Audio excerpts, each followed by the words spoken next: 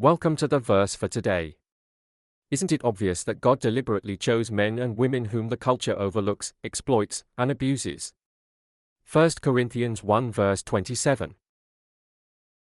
The world has a habit of judging people by appearance, success, status, education, mistakes, or their past. But God sees something the world often misses. He can take the very things people criticize about us and use them to move us forward. Sometimes criticism becomes the fuel that strengthens our character. The rejection that once wounded us can teach us dependence on God. The mistakes that others remind us of can become reminders of how far God has brought us. In recovery, we learn that our past does not disqualify us from being useful to God. In fact, God can use our experiences, failures, and weaknesses to help someone else find hope. What the world sees as a weakness, God can transform into a testimony. A thought for today: don't allow the world's criticism to define you. Allow God to use it to develop you. What others see as your weakness may become the very place where God demonstrates His strength. Prayer for today: Lord, help me not to be controlled by the criticism of others.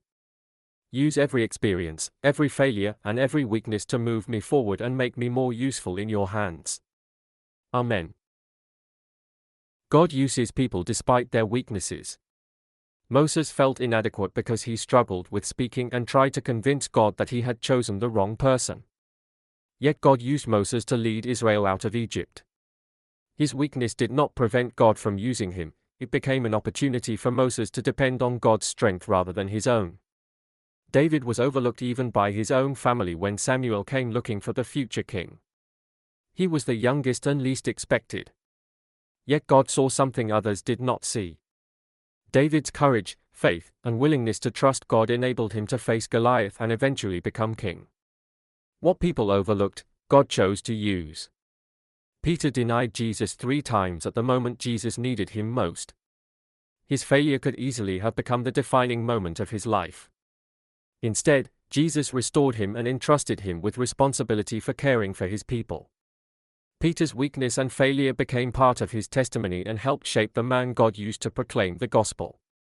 The pattern is clear: God doesn't require perfect people, He asks willing people.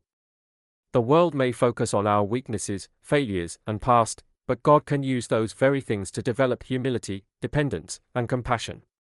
What looks like a disqualification to the world can become an opportunity for God to demonstrate His strength.